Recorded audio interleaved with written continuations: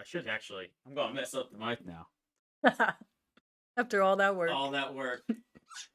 He's like, ah.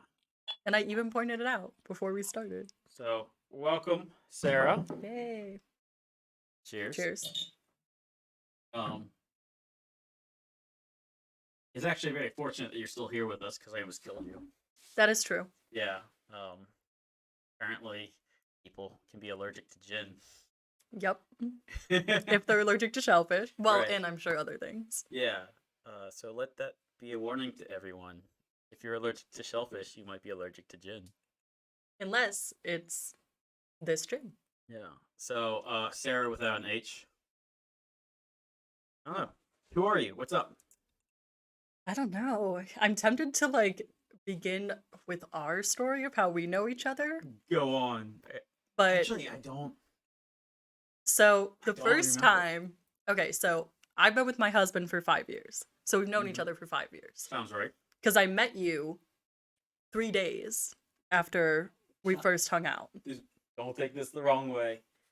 It's so odd to meet a girl that is your buddy's friend, your buddy's new girlfriend, and just think, yep, she'll be gone. Right. Not because of anything to do with you, just yeah. because you're in college, right? In 3 days, honestly.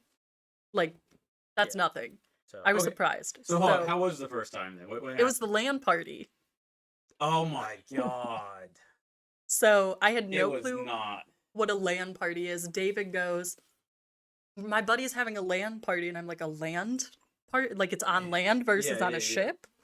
And he's like, no, like a video game party. And I'm like, I don't do tech. I don't do video games much. Here I am dating this new guy 3 days in. Gotta make it work. And on top of, not only am I playing video games with him, I'm meeting all of his friends. Mm-hmm. So, I mean, there was a lot of people at that party. There was 20, maybe. Yep. So, yeah, we go up to this house in the slopes. You might die on the street getting up there. Oh, it's one of the steepest streets. Right. It has to be one of the steepest streets in the world. It's ridiculous. It's not the steepest street in Pittsburgh, though. There is one that's, at least one that's steeper. I was just like, where are we going? Yep. Right? Because I had turned 21 that February, and this was July. Mm-hmm. So I hadn't even really been to Southside at all, let alone the slopes. Yeah. And then Southside's special.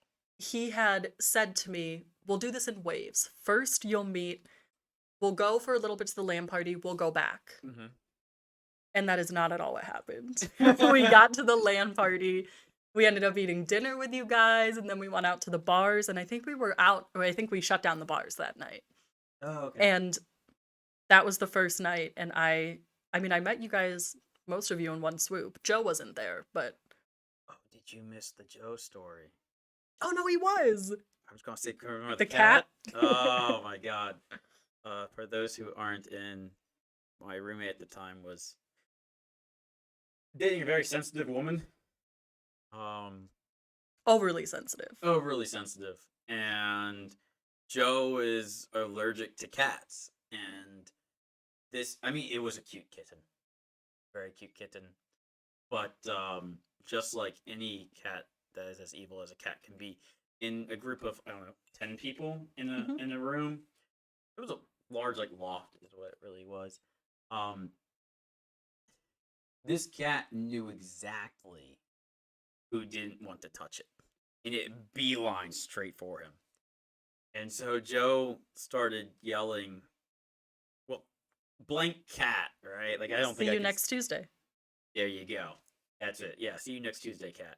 And just kind of said it honestly kind of like a siren, like he was somebody help me. Right. And my roommate's girlfriend took quite an exception to it, and I think at one point tried to kick him out. And then you wouldn't let him. And then I was like, that's not happening. You don't pay rent here, you don't technically live here, nope. Yeah. So that was the beginning of the end of a friendship with my roommate at the time. But the beginning of my friendship with all you guys. Yeah. that's why I don't remember it, because honestly, that cat is forever cemented in my memory. Sorry. I mean, I didn't do much. I think Neil and I played video games together, and Yeah. that was I kept to myself. It's an oddly big night for us to have met. That's funny. Crazy. Yeah, and then I don't know. One thing led to another. You kept dating Yeah. Sweeney, and Yeah. now you're married, and I don't Here we know, are. boring people. You go With 2 cats. with 2 cats. Um, But with Joe nice loves our cats. cats. Joe loves our cats. He's turned over, right? Mhm. Like It was his Beth. yeah, Beth, his girl, with that. I've never met a cat with just like her cat is so derpy. Yeah. All he Like, cares about in the world is food. yeah, I mean it's the lights are on, but no one's home. No one's Like home. you can kind of like wave your hand in front of it, and it's just like, Yeah. do you have a treat in that hand? And it's like, not a lot of thought process happening here. Right. So that's how we got to where we are. I don't know.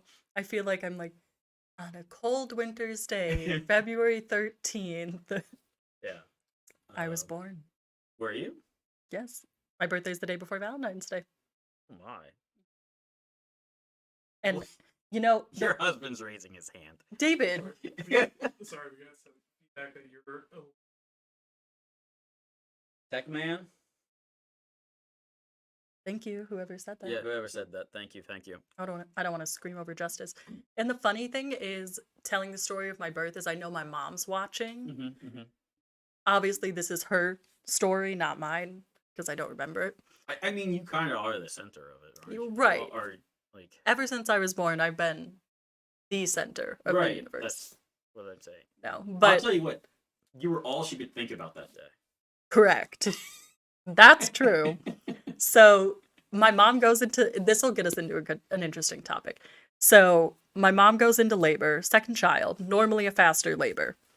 My dad's taking my brother to preschool because it's a fast labor, but how fast? It's only second child. Turns out when your intestines are outside of your body, you just kind of like whoop. Yours, Ow. not your mother's. Mine. Okay. Yeah. So my mom said, I need the doctor. She's coming. They said, Oh, where was the doctor in the first place? well, she had just gotten there, I guess.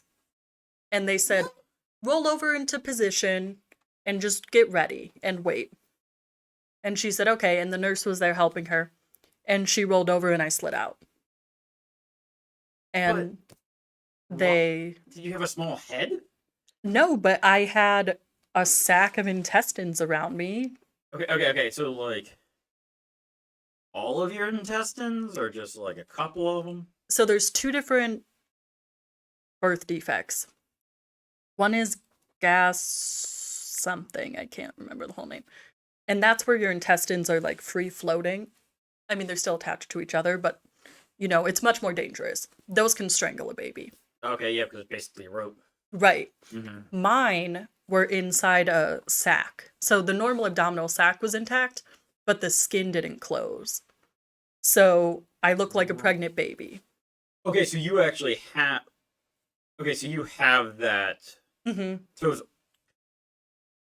did you have the muscle? No, nothing was there. Just the sac and the intestines. So do you have ab muscles? Yeah, you felt my ab muscles. Oh yeah, before. I forgot that. But because I have asked that very question already. Yeah. I have very strong ab muscles now because I don't know. Well, I guess where I were had they to. then? If you had were they just pushed to the side? So it didn't close, and I've looked a lot into it scientifically since I'm a science nerd. Mm-hmm. And it seems to be an error with the protein that codes for the closing. So it's basically like if you're supposed to have growth, it just stops.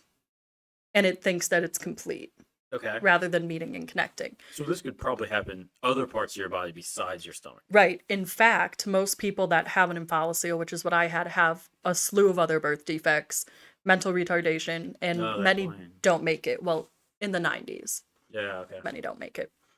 So they told my parents I had a 99.8% chance of mental retardation. Oh, that's horrible. Yeah, after they took me, Well, so it's actually that high of a chance of mental retardation. that's what they thought. Oh, wow. So, I mean, I'm sure it's different now. Again, this was in the Mm-hmm. 90s. But not only did I shoot out of my mom to be caught by a nurse and then life flighted to a separate hospital, the first conversation my mom has with the doctor is, we don't know if she's going to make it. If she does, she's probably mentally retarded. So, not really what you want to hear on the day you have your child, I'm guessing. Nope. So I was in the NICU for 2 months, and then they brought me home. NICU? Neonatal ICU. Okay. So, like, incubator, all that, like, no one can touch me, because that's a lot of exposed area that could easily get infected. I mean, it was wrapped. That's why I look like a pregnant baby. Okay. But yeah, and then I went home 2 months later. The first thing my brother said was, "Can we return her?" Which is ironic because we're like best friends now. Right, yeah. But How much old is your brother? 4 years. Yeah, that's about the right age. Yeah. He was 3.5 then. That's nicer than I treated my brother. Apparently, I had a problem with biting him. I really like- find that easy to believe. Yeah. Apparently, like, at some point, I decided I didn't like him. Like, when I was younger, like 3 or 4, started biting him. That's really funny. Yeah, apparently. And you guys are still friends now. He's played video games with us. Yeah, he remember. Like, trust me, he's all the times I've picked on him though. He's internalized. Unfortunately. Oh, no. You can kind of see it. Like, yeah, I was a bit mean to my younger brother, which is like funny because I guess you've never met him yet. Mm-mm. He, like, if I'm the small one in the family, he is not. Like, he is the oversized one in the family. He Interesting. is probably he's a big, like, 6 foot. Like he always was, even like in high school. Like, just his knees. One of his knees is as big as 2 of my knees. He's like 6 foot tall. He's about 220 pounds. He's like trying to get back down to like 210 or something like that. But like, he's just a big guy. He's got like size 13 feet or something silly. Like, That makes it hard to shop. yeah.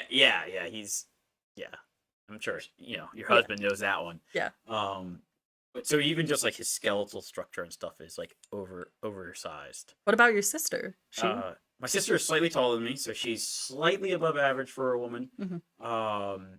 We look very similar. I got slightly curlier hair. She's got like wavy hair instead. You can definitely like us next to each other. And my brother is like he definitely has all the features from the family, but he's like a bit more bronze skinned, where I've got more of the pale Irish. He's got more of that Italian, and he's got Mhm. like a lighter colored hair, closer to brown. Yeah. So very, it's like what was genetically happens. Yeah, I was very mean to my brother. So, but hey, I love him. He's great. And your brother loves you. Yes. And so the ironic thing is I actually have a coloring sheet that he made me when I was in the hospital that says to Sarah from Tyler. I'm going to frame it and put it in our guest bathroom because I think it's so cute. So he loved me to some degree, but he's always been a diva. So yeah. he definitely wasn't wants ready the to share. attention. Yeah, he wasn't Yeah. ready to share. Yeah, he's a funny guy. Yeah, so that was my birth and stomach issues ever since. Right. So, I mean, one of the coolest. I think it's cool. Because of this, you have no belly button. Correct. You're right, because where the umbilical cord attaches, that's the belly button. Right. But it goes through the abdominal skin to connect to the baby's intestines. Mhm. I didn't have abdominal skin. Right. So if you ask my parents, I have a designer belly button. Oh. Yeah. They're like, do you know how much that belly button costs? Is that like a jacket that doesn't have a zipper or something? Is that like It's what's a designer? it's what they say to make me feel better. Oh, okay. Yeah. But yeah, they actually did an impeccable job, I will say, growing up, of always saying, like, focus on your body for what it can do. Look at how Mhm. strong you are. All of my friends growing up had, body issues, and I just never did. Yeah, I mean that makes Which- sense. Is incredible. Yeah, that's absolutely amazing. Because Yeah. I don't know. I mean, that's. I imagine though. You have a little bit of a scar there. Huge, yeah. Yeah. Did you have to? How do I question? Have you ever had any issues with it being too tight? Like, you know how scars don't have the same elasticity? Yeah, no, so I haven't. It's just kind of grown with me, which is a weird thing. I thought he was raising his hand I thought too. it was too. I was like, yes, please tell me about my scar. The weird thing is, and I don't know if I've had you feel it, but there's like a hard thing in it, which I swear is a stitch. You'll have to feel it at some point. Okay. It's like if you rub it, it's sharp. And so I don't know if they didn't take You taking a stitches metal detector out. to it? I haven't. Oh, stitches. No, stitches aren't metal, are they? They're staples. It could be a staple. You know, the 90s, it was ratchet. So, You just put nails in it. Like, Yeah, it's right. a fastener. It'll work. yeah, nail gun it. They're like, okay. It was a quick job, all right? She's bleeding out. Yeah. But yeah, that's the only weird thing. I was really nervous growing up that it was going to burn. So I wore one piece, like sunburn. So I wore one pieces. Well, you look like you sunburn all the time. I do. But weirdly my scar doesn't. It's always tanned pretty well. So I started wearing bikinis on our 7th grade school trip. That was the only time I felt weird about my body. But after that, I realized, it wasn't going to sunburn. And so I wasn't worried about it. That's the only thing. They say I'm going to get crazy stretch marks when I'm pregnant, which makes sense. But other than that, it's grown. I guess I haven't grown rapidly enough that it hasn't grown with me. That makes sense. Yeah. Yeah, you are probably going to get horrible stretch marks right there. Absolutely. And he wants me to have twins. Make it worse. If you maybe you instead of having them side by side, you kind of put them front to back. Anyway, you cut it. yeah, Yeah, then my back's gonna break. I don't think you can opt for a different orientation. Right. Now, of course, just I know you, so I Right. know that this isn't the end of the story, right? Right. So what else are you dealing with? Yeah, so I threw up a lot growing up. Mhm. My mom used to joke that my brother would just throw up everywhere, but I did it so frequently, I could always make it to a toilet. Mm. And it is something I'm proud of. That's pretty much always been the case with me, but always threw up more, sensitive stomach. A sensitive stomach does run in my family, and your gut bacteria is populated by your mom's. Okay. So you're actually populated with gut bacteria when you pass through the vaginal canal. That's why if you're a C-section baby, they'll swab your mom's vagina and then swab you. What? Mhm. I Yeah. had no clue. Yeah, well, Yeah, I I'm a got science it. nerd. Yeah. So, it could. Could you imagine being the first baby that didn't get that memo? Oh yeah, you're done. You have Oh no gut my flora. God. I mean, I'm sure some, but Sorry, yeah, go on. Yeah. So you got the flora from your mother. right. So, I think for a long period of my life, it was reasonable to think it was just, a potentially genetic, also based on the gut flora, reason that my stomach sucked and I would get sick all the time. I'd throw up diarrhea. And then as I got older, it was more and more frequent. And during COVID, I was realizing how frequent it was, even when I controlled what I ate. Mhm. Very easy to control what you're eating then. But it got to the point. So says you. The rest of America and really the world is like, man, I gained 25 pounds over COVID. Right. But if you have a sensitive stomach, it's like, I'm never eating out. Yeah, that's true. I can make, we would have gentle rice dishes every night. I remember you experimenting with that, and that Yeah. was not helping you. It was not. Yeah. And so finally I thought, wow, do I really have to live like this forever? Throwing up. That one time you were at our house, it was 6 times when in the time you were there. Mhm. And so it's like, that's bad for your teeth. I've always had terrible teeth. Oh, really? And because the acid slowly erodes it. So I saw the doctor. They did a bunch of tests, and they did a gastric emptying test where you eat radioactive food, and then they take a picture every half hour of how fast it's going through your system, and they time that versus other, like the standard. right. Yeah. So that was slowed. So they thought, okay, that's the solution. But while I was there, they wanted to do a swallow test to see, okay, clearly there's damage to the stomach, but what about the other areas of the digestive tract? And then I failed the swallow test, which means you you don't fully clear your throat when you swallow. What? And yeah, so that's part of the reason sometimes that I'll throw up, because there'll be food stuck that I just can't get down. Huh. That's why I And you don't can't- swallow pills. Oh. So, but you can't just take water and it washes it down? It depends. Sometimes it can, sometimes it's like my body is rejecting it. Huh. So, yeah, I got those 2 diagnoses last year, and they've put me on different medications to try to help with it. And between the medications and diet, it's so much better. I mean, 2 years ago, I would not have had dinner and then sat down and done this. I have to admit, I was watching today. I was like, she's eating a lot more than I thought she Mhm. would. Yeah. Because for a while there, you really weren't eating much at all. No, but I gained weight because I was throwing up so much that my body was desperately holding on to anything that I had. Wow, you went into that like starvation mode. So definitely better now. Yeah, it's been a journey. But what, did someone text you something? Yeah, I've got my making sure that I can do tomorrow's class. Yeah, if you're watching, yes, I can. I had it planned. Yeah, that's funny. Yeah, so better now. Yeah, that's. Are there any fears going into the future? So they don't know a lot about omphalocele, which is what I had. And for people listening, I have my master's degree in biotechnology and wrote my thesis on prenatal gene editing. So CRISPR. It's not just CRISPR though. I mean, there was technology before CRISPR that was just not as tasty. Good. Right. Less crispy, softer. Yeah, okay. And so part of it is to try to understand, what's going on with me. Okay. There's not a lot of research on it because it's the more survivable, like I said, of the 2 similar defects.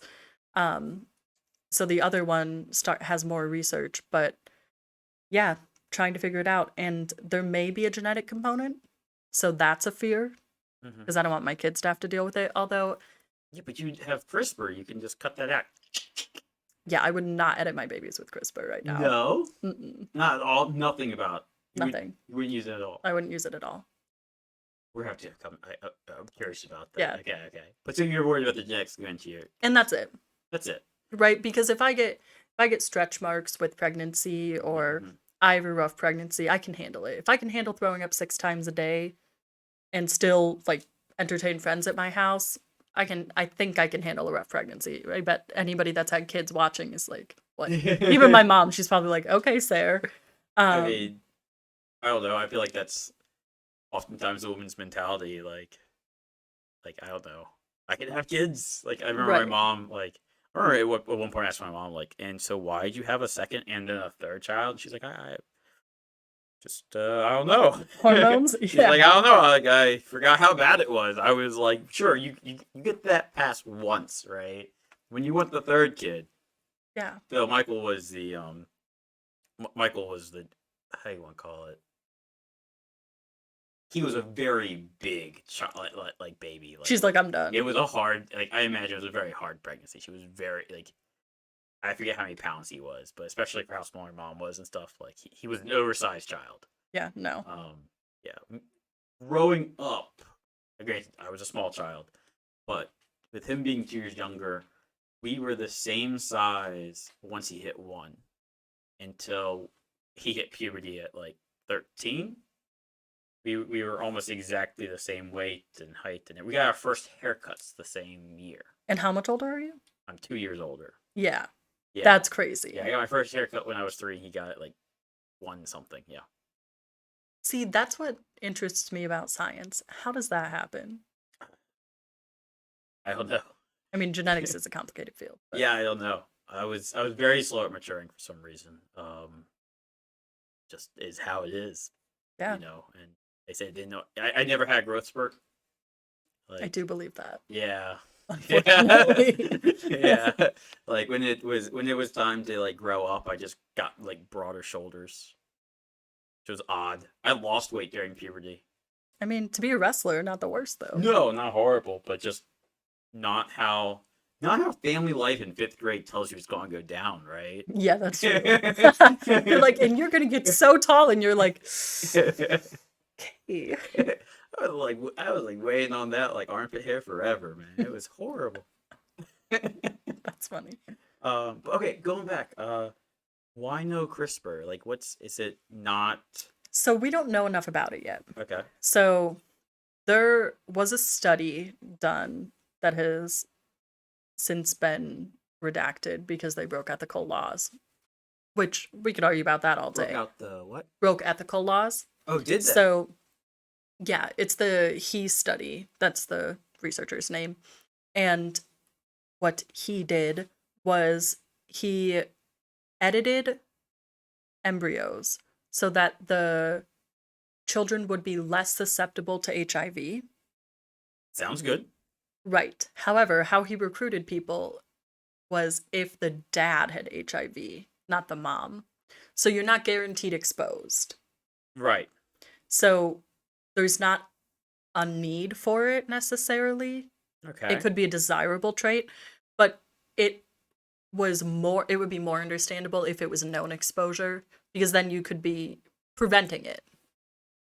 Imagine that some of the mothers though also. It was an inclusion criteria, I believe, for the mother to not have it. Okay, that does sound. Okay, well, but how does that break ethical anything? Because it wasn't required, and he didn't fully do consent and stuff, and he kind of went ahead and did it anyways. Gotcha. In his lab without really talking to people about it. So there were twins that were born, and they are less susceptible to HIV. But this was in, I think, 2018. It was fairly recent. But they're not old enough that we understand exactly what he edited out, because different parts of the genome don't code. It's not a 1-to-1 ratio. There's things like transcription factors that can be in between genes, and those transcription factors will affect other genes. Mm-hmm. So if I say I have a gene for being tall and a gene for being strong and a transcription factor here for immunity to something, and I want a short child, so I edit all of this out. Well, I've removed that transcription factor, so the downstream gene might not be able to activate.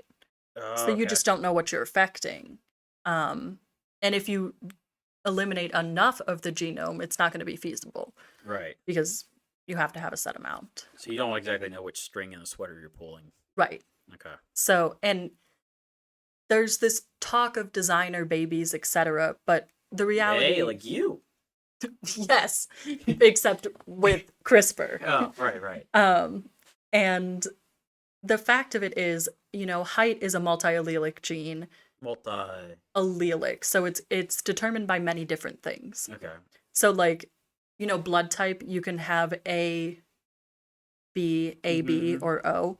So there's there's 3 alleles there. The A, the O, and the B. And then there's also pluses and minuses. But so multiple areas can code for it, right? Multiple things contribute to that. So for height and hair color, any coloration, skin, eye, etc., it's determined by multiple different alleles, and we haven't identified all of it. We only had full genome sequencing, in my adult life. Okay. That was a reasonable cost. So they haven't looked at enough that they can definitively say, if I edit this chromosome right here at this many base pairs, which is how you do locations. It's the loci in DNA.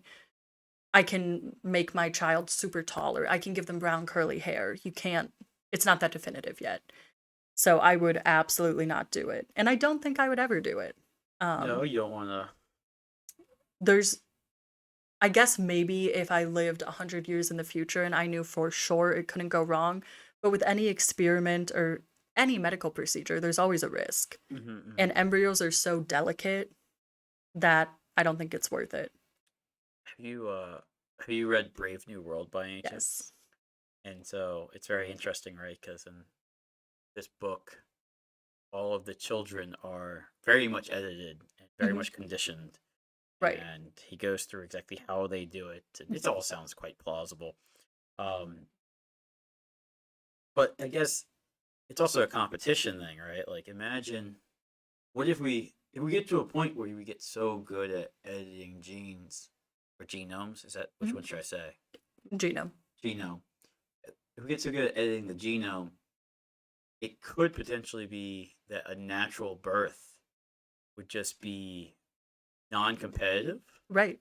It's dangerous. Yeah. I wrote a section of my thesis on that, of the societal implications, you know. It's going to be costly for the next at least 50 years, I'll say, Mm-hmm. to get it done once it becomes available to the public. So then you have, you know, based on class, you can really draw out that if the rich people can make their children super smart, super athletic, there's no competition anymore. I imagine the more parts of the genome that you're actually manipulating, the more time, effort, and money Hmm. it would probably take too, right? So Right. you also have that factor. Right, exactly. So, you know, tiers of editing. Mhm. It's also, I mean, in Brave New World, I believe they gestate the embryos outside of humans, right? Correct. Except, yeah, for the most part, in that, yeah, I guess would it be wrong to call them test tube babies? Yeah, no, I thought I remembered that they were. So the other issue is if you're carrying a child, you have to get CRISPR to that child. And that involves puncturing the amniotic sac, which is a huge issue because that sac holds the fluid for the baby. It is supposed to be, I hate the word sterile because it's not sterile. There's bacteria in there, but a safe environment. It's not even clean, I would Like, say. use Dawn? Yes. Use Dawn on your amniotic sac. Look, if it's good for ducks, okay, It it's is gotta be not. good. Don't. Yeah. You're gonna get pregnant women squirting Dawn up their Oh, please vaginas. don't Please do don't that. do It's a that. joke. Oh my god, I never considered that. That's right. But it's, Please you know, don't use Dawn. let's say safe, right? The microbiome in there is safe for baby. The second you puncture that, you introduce all of the bacteria that's on the needle, all of the bacteria that gets in it when the exposed puncture wound. You know, there's layers to it, and that can kill mom and baby potentially. There's cases of it happening in animal studies. So it's, you know, there's layer to it. Selfishly, I don't want to die. Makes sense. But if it was, I think it's more appealing. That's the connection back to Brave New World. I think it's more appealing if you could grow it outside of the womb. We certainly aren't there yet, but that would be more appealing. How far away do you think we are from Far. Really? Mm-hmm. There are so many factors for that. I just don't see us being close to it, and I think we're even further from it becoming accepted. Well, definitely far from it being accepted, but like I figured, I imagine we're growing something as a test tube, right? Like a mouse maybe or something, like, right? You just get a big enough cylinder and you just let the zygote go and divide itself, right? And eventually a mouse. Great. No. That's not how that works. But think humans also, to do any research study, you have to pass ethics review. Correct. This might kill children. Correct. That's going to be a tough ethics review. Right. So that and the science. I think we're away from it for multiple reasons. Can we dive down with the social? Like, Yeah. What do you think happens to society if it becomes preferable to not use wombs or human wombs anymore to have children? I think that definitely could happen. Okay. Way down the line, Mm-hmm. because even think like surrogacy, right? You could Think what? to have a surrogate have your child. Oh, sorry. Yep. Mm-hmm. You could do that for a myriad of reasons. It Mhm. could be Hollywood stars do it all the time, right? They don't want to wreck their body, or even they can't get pregnant, or they don't want to pause their filming schedule, stop their career. Serious? I did not know that actually. It makes sense. I didn't know that. I thought it was normally for couples who couldn't have, but it makes sense why you would choose. Yeah. For the general public. Yeah. Right. Yeah. They're a different echelon of the public. Yeah. Right. So imagine David and I don't have to pause our lives at all to have a baby. I can keep riding roller coasters, being on planes, drinking alcohol. I don't have to worry about wrecking my body in not just a look standard, but the recovery period to that. C-sections can take forever to recover from. So I think it could be desirable eventually. I just think we're not there yet. And you do, I mean, I'm sure they'd figure out all of the implications, but you do lose things like the vaginal birth and getting all of those bacteria on you. So there's a lot of factors. Interesting. Do you think it would?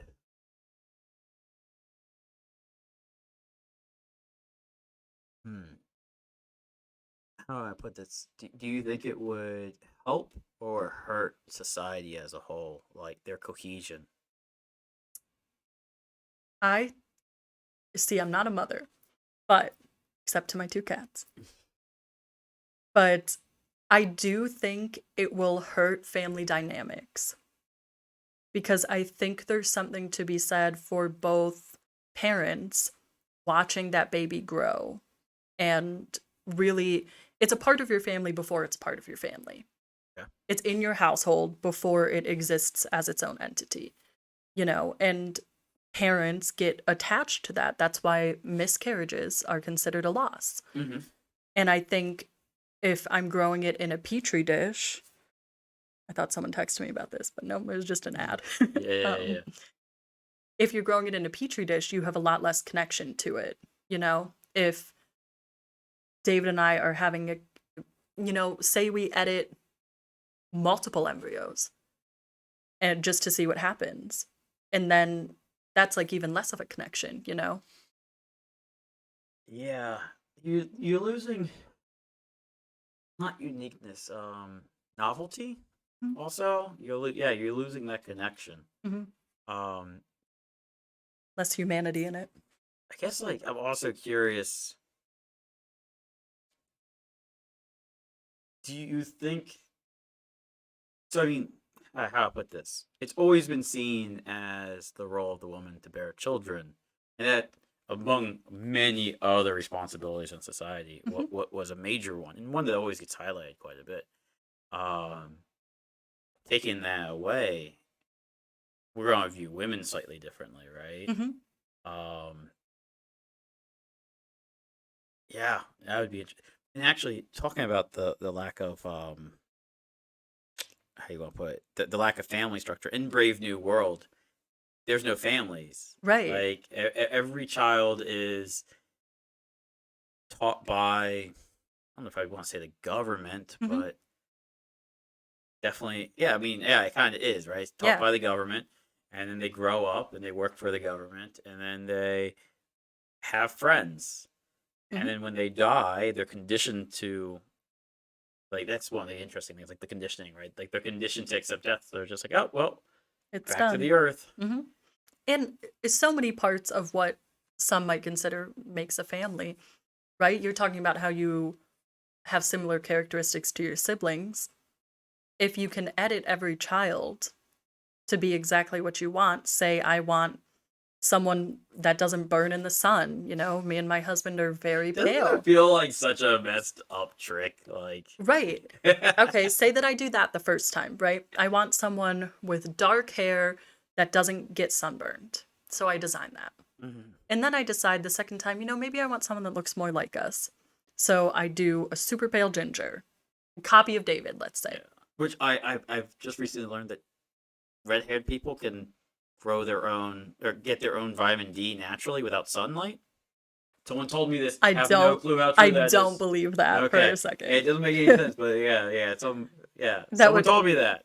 Again, hair color is multi-allelic, but so it might be, and also noteworthy, different areas of the DNA can code for multiple things, so there can be overlap. It's not like I said, it's not a 1-to-1 ratio. So I suppose, but I definitely haven't researched it. But if I do, someone that looks like my brother. Have you met him? Dark skin, dark hair, Italian. I've met him at least once or twice. Yeah, and I definitely get pictures of him all the time. So you send pictures, right? And someone that looks like David, they don't look like siblings.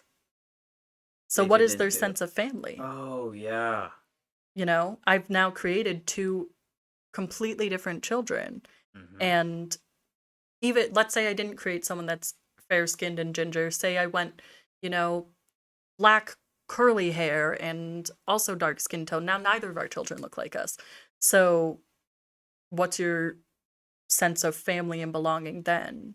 You know, I think it could have mental implications. Yeah, I mean, I think the idealistic response to this would be you don't have to look the same to create a familial bond, right? And Right. perhaps idealistically that's true.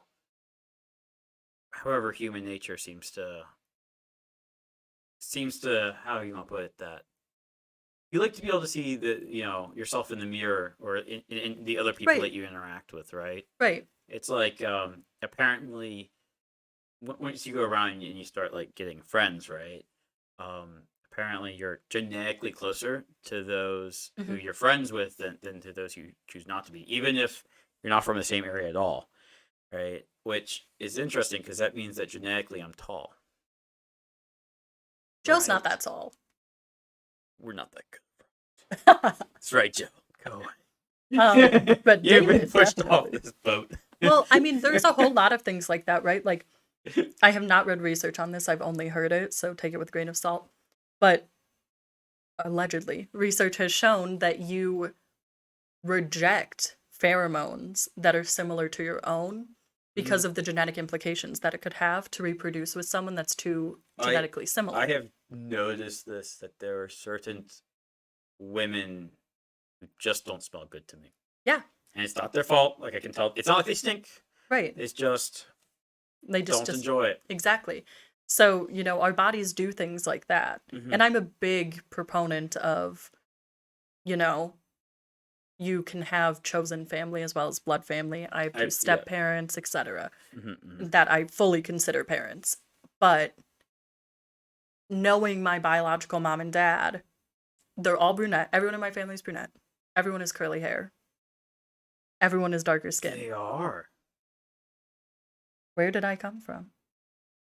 So, They just forgot to color you in. right. Or I wasn't fully developed since I was a preemie. That sure didn't really change the pigmentation, though, should it? No, I was joking. Oh, No, okay. I shouldn't. No, sorry. I Yeah, don't know. no. I don't know. I'm the scientist. Yeah, you're taking it seriously.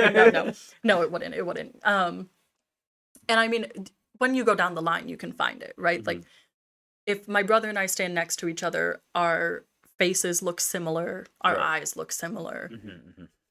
We've done 23andMe and we can look at what aligns on us, which is super cool. Although, don't get me started on 23andMe. Not saying people should do it. I'm not saying that it's accurate. Just saying they did something. They somehow identified similarities, whether they're legit or not. But if you go down the line, it's like, okay, there's people in my family that have blonde hair. You know, my mom didn't get curly hair till she got pregnant, so maybe that's coming. Well, that's a hormonal thing, right? Like curly Can hair, be. because it's testosterone that I think helps curl the hair or something. Like I think it messes with the hair follicle. Could be. Could I've be. heard It was when my this. mom was pregnant with my brother. Yeah. Did he go back to being straight? No. Oh, it's You cheap met my and stuff. mom. Look, here's the thing. Women have all these amazing ways of changing hair color and stuff That's and true. curliness, and I have no clue. Every time I Yeah. compliment some woman on her hair, she's like, "Oh, thanks, it's a wig." And I'm like, "Well, that's just great." No, her hair's like yours. Okay. Yeah. You- Like color and curl. yeah, I've met her. I Yeah. just she could have dyed That's it. She could have natural. curled it. Yeah, I have yeah. no clue. Natural. Well, not natural anymore. Sorry, mom.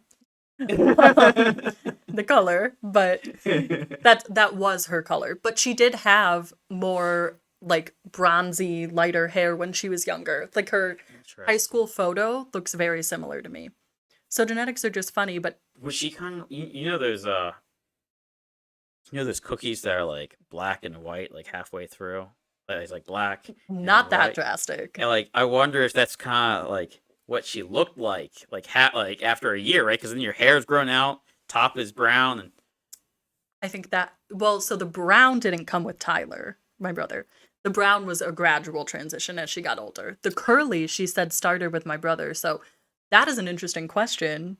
Mom, if you want to text me, did your hair look weird? Half curly, half straight. I'm sure it was also probably a gradual. transition. Yeah, it makes sense.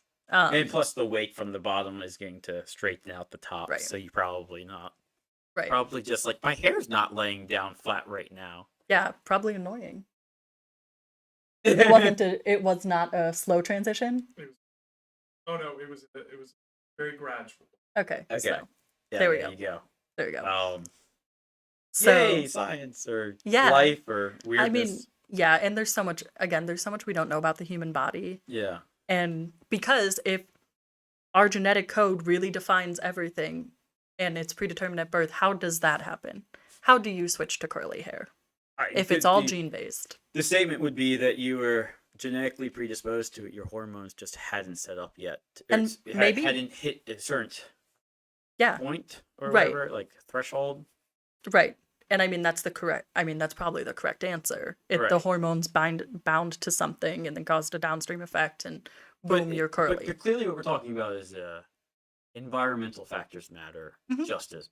I don't know the percentage, but they matter As well, right? yeah.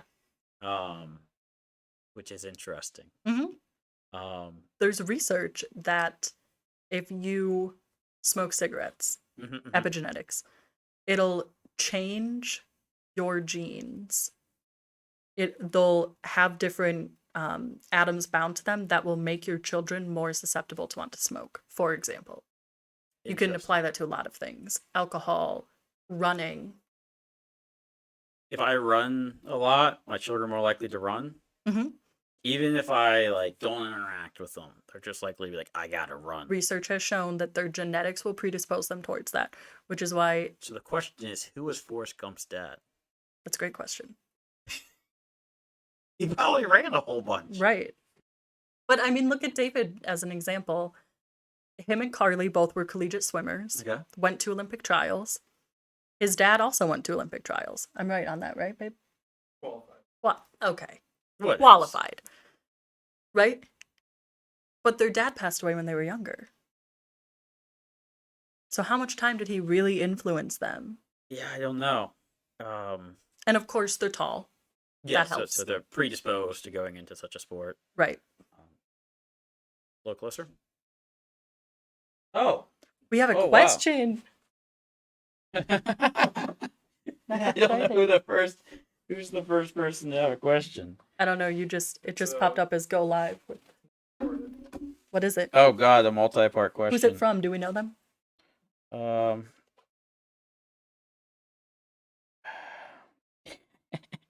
They're gonna be like, you are so basic. Your understanding of genetics is so masters. I'm a PhD.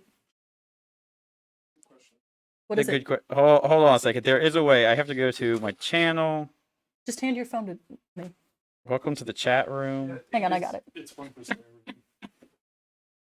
LOL what? No. Oh.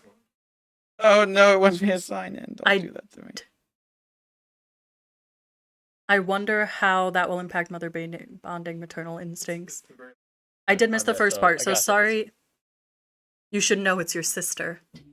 I did miss the first part, so sorry if already covered, but who's paying for these alterations? Would it cost more if your genes are crappier? What happens to the kids whose parents can't afford it? Or if paid by government, would there be screening for those who have good enough genes to qualify? See, I don't think we'll ever get to the point where the government will screen it. Maybe.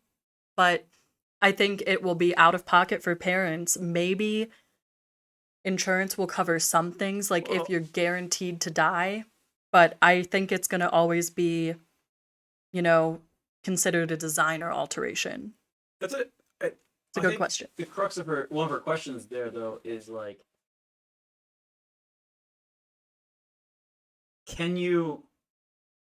I mean, I guess it's true, right? Like, if there are certain stats you're looking for in an ideal human, I mean, honestly, I hate to say it, but we are kind of hitting Ubermensch territory, right? But like, there's like certain things like, certain attributes are desirable. Mhm. Do I have to go lower? Is this in a good spot? Okay. So let's just pick like 3 that are generally desirable. Tall, high muscle density is probably one. IQ. And IQ. Perfect, right? Let's say these are all genetic. Mhm. And you have a family, and I guess they would have an embryo. Like, imagine this has to happen pretty early on in the Yeah. embryo's life. Yeah. Only probably subdivided so much. It depends on what you're trying to catch, yeah. Okay. And you want to change it to maximize all three of those because all three of those are below average. Yeah. They're probably going to cost a lot more. Right, and that's a lot of things to change. Again, everything you change, every base pair you change is gonna be a risk. To even test is a risk because in fact to even test you also have to puncture the amniotic sac. So to even get the DNA from the baby, How fast is the test? I don't know. Like to extract the DNA. Well, because you're right, you have to extract it, analyze it, determine the changes, make the changes. Yeah. Right? So I think the turnaround time's a week from the time that you get it done. It can be done fast, but it's expensive to get your baby whole genome sequence. Can you somehow halt the development of a child? Like, can you like just freeze it, like Not internally. nitrogen? Yeah, you just inject liquid nitrogen to your vein. No, Look, I'm just saying. no. If But you were a test tube baby, though, is it possible to stop and restart? Was it gestation? yeah, I don't think you could because you would have to maybe if you put it in unsuitable conditions, like if you did lower the temperature, because it's not going to proliferate if it thinks that it's going to die anyways. It's going to use all of its energy to stay alive. But, what damage are you doing by putting it in a subpar environment then? But I do think your sister brings up an interesting point of the government paying for it and what's desirable and not. Mm-hmm. In my research in the ethical section of my thesis, I did a lot of research on would people change who they are? Would parents change who their kids are? Specifically looking at the Down syndrome and the deaf community. And overwhelmingly, it was no from both the Really? people in the community and the parents. Because as much as we start to, increase our height, increase our muscle mass, increase our IQ, we become very uniform. That's dangerous for a few reasons, but one of them is a lack of individuality. And a lot of people that are deaf, for example, don't view it as a disability. It's just a characteristic of them. A lot of people that have Down syndrome, that's their life. They don't want to view it as a disability. Gotcha. So they don't want to edit it out. And they wouldn't edit it out. It makes sense. So Sometimes it's, to a degree, right, it is better to play life with the cards you were dealt. right. And if I'm dealt a challenging hand, well, let's see how this hand goes. Exactly. Yeah. And so I respect that. yeah, so who knows if there would ever be a qualification to get edited. I can see it being a huge moral dilemma of what does society want to decide is bad. But you could also see, like, well, let's just say the war machine starts turning or something like that.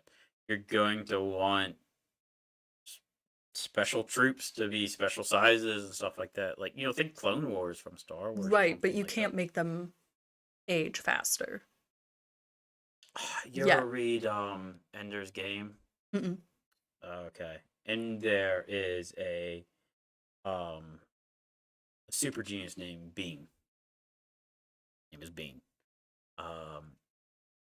And he has been genetically edited. I forget what they call the switch, but it's a switch, right? And so apparently it's this toggle of you can get a brain that basically has the abilities to constantly make new neural pathways, just like a child for like your entire life. But because this is considered like growing or something in this scenario, this book, you never turn off the like your body never learns to stop growing. I forget there's like something a hormone that's released that tells your joints to like solidify, right? And you stop growing at some point. And so that never really gets released. And so the downfall is that you just grow until your heart gives out. Now you grow slowly, so like he goes, but I think you have to read Ender's Shadow to get like the full download on that. But it was interesting because they said it was like the perfect war machine individual. So because they learn so fast and they're so smart, you can have pretty much all of society governed by people between like 7 and 18. at 18 you start to hit like 6.5 feet tall. And so now you can go and be like a warrior for like your next 5 or 7 years. Mhm. And Then you your heart kinda, gives out. and then yeah, your heart gives out. Yeah, definitely don't see that happening. Yeah, no, of course. I mean, And that's the risk with societies like that is, like I said, with the pheromones, you want people that are genetically dissimilar to you. If everybody becomes too genetically the same, we're going to get into other birth defects that can happen from inbreeding. well, it also just throws out like we're not you're now not fully controlling, but very much controlling evolution. Right. Um, are we smarter than evolution? No. Do we want to give up on regular evolution? I don't think so. I mean, we're still evolving. Right. I don't think so. I think it would be a huge mistake. I think eventually we would all become so similar that we would have inbreeding issues, and then we could potentially, mental retardation can be a side effect of inbreeding. Mm-hmm. Then we have no one to govern us because everybody is so the same. And Interesting. then society collapses. Unless somewhere in the world there's people that are doing it all naturally and have genetic diversity. So, going back, you could actually take two individuals with like, zygotes, um, and using something like CRISPR, maybe something better, you could actually alter their genome enough that they would be close to being from the same family. I mean, if CRISPR became developed enough, you could make them twins. If there's no bound to it, you can edit their whole genome. And you would only need certain things like, for example, hormones that code for like you're saying, like the hormones for your bones to solidify. That'll be the same across all humans, theoretically, unless there's a mutation. So other than that, yeah, if you can control everything, you can make them same height, same muscle That makes density, sense. eyes. I hadn't considered that. Yeah, because I'd always considered altering the genome in isolated fact, not what if everyone makes the same choice. Mhm. Right? It's kind of like the emos, right? From school. Like each emo wanted to be their own little individual Mhm. person, and then you look around and like all of your friends are emos, and you're like, man, you all look the same. I mean, I feel like that's high school in general. It's so You look high. around, everyone's the same. Pick any. I picked on the emos, so I won't get too emotional about it. But could have picked any group of people, Yeah. right? Like the skater punks, Yeah, the goth. yeah, Wait, did you have goth in your school? Yeah.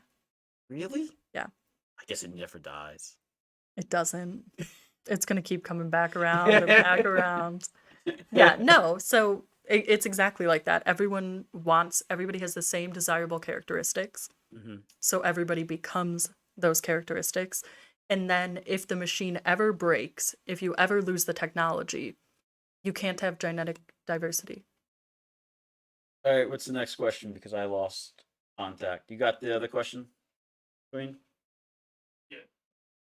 Do you have an earring suddenly? It's the celebrator horse from the beer. I'm proud of you. I'm proud of me for knowing that. All He always wears right, it. we need to fix this questioning thing, but at least we're getting questions today. It's excellent. Couldn't you edit it out to avoid inbreeding? Well, that's what I mean by if the machine ever breaks. Like, you could theoretically say every generation we're going to change a factor, or every year we're going to change a factor of these people.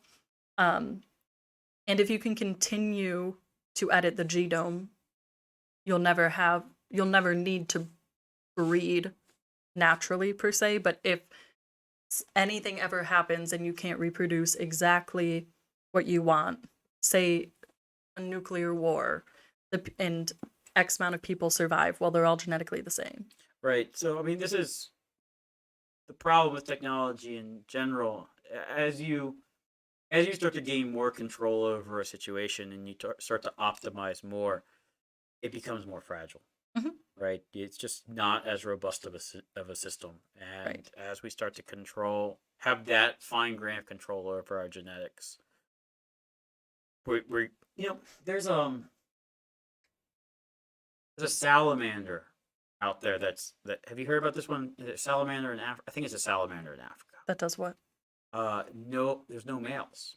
Yes. Have you heard about this? Mm-hmm. It just basically clones itself, I believe, Yeah. right? And it's taking over river systems. Mm-hmm. And it's an interesting phenomenon. They're going out and checking it, and they're like, "Oh yeah, this is really cool."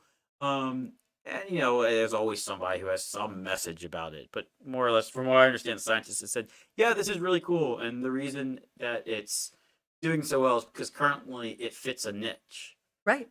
But as soon as the environmental factors change, Mm-hmm. if that niche no longer exists, they're probably all going to get wiped out. Right. If a single virus comes through, they all get wiped out, right? And so that actually explains why we have why we actually have mating in the first place, and we're not just constantly cloning. Is to have this genetic diversity, right? And to become a more robust system. And hopefully, if a really bad plague hits, only 90% of us die, right? Right. Survival of the fittest. Right. Who is most fit for? People think survival of the fittest means the strongest, fastest, etc. It just means whoever is the most fit for those environmental conditions at any given time. Yeah. So during the Black Plague, people who had natural immunity to the plague were the fittest. Yeah. And that's just a roll of the dice, right? Right. It's not something you could probably visibly recognize. It was just whatever is right. And they could have been any other characteristics. They could have been overweight. They could have had heart issues, otherwise unfit. But it just depends on the environment. Yeah. So what's your journey into this field, right? What exactly is your field? So we've gone all over. We're talking about a whole bunch. If I can ask, be careful. I know however you want to say it, but what's your field? So biotechnology, that's where my master's degree is in. And I think now saying just biology is almost outdated. We have so much technology associated with biology. It's kind of becoming all one field. Right. In my opinion. I'm sure there's biologists that would argue with me on that. But my journey is both my parents have their master's degree in micro. So microbiology. Yes. Which is small things. I always forget that there are other micros, like microeconomics. Because we were sciencey growing up. So I grew up around science. And it was easy for my parents to help me with that growing up. My dad started a company in his basement when I was, third? No, it had to be before that. Young. Okay. Before third grade. Right. Somewhere between 3 and third grade. Okay, fair enough. There's a lot of threes. And it was in our basement, and it was a full microbiology lab. And we had a laminar flow hood, we had incubators. I would run out to the soil beds, fill a test tube with soil and water, come in, put it on the test tube shaker, and then streak the plate. And then put it in the incubator, check it every single day, even though it doesn't grow that fast. And then look at it, and I thought it was fake. How does the dark soil turn into all of these different blobs? What colors? It could be anything. It depends on the bacteria. So it could be bright orange. Most of them are like this color almost. Like a whitish. Yeah, pale. like a pale. Because the auger that we were using was similar to this color. It was this color auger. So it to comes me, like this. auger means something that's like the growth medium. Oh, okay. So you pour that into the bottom of a petri dish, and that serves to feed the bacteria for them to grow into colonies. So I was getting that at my dad's house. And then at my mom's house, she worked in tech. So I was getting exposed to that and, lots of computer stuff. So I think those two really combined into this love of biotechnology, and they could both foster it so well. I take an honors biology class. My parents can help me with it. So I could really understand it. And I could always ask why or for more and feed that curiosity. And from streaking those plates and my dad telling me that those were living things, it just blew my mind. And it still to this day blows my mind. The world is run by microbes. And we can't even see them. Yeah, it's interesting, right? Like we ourselves are just a bunch of microbes Yeah. that are kind of emerging into a single unit. We have more bacteria than human cells on and in our bodies. I did not know that, Mhm. but anyways, you familiar with there's a whole bunch of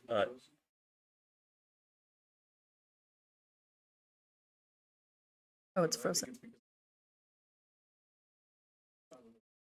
defrozen. Well, I don't know what to do about that. I don't. Do we just keep going? I'm the least tech person here. I certainly I'm don't. over here. I'll do it.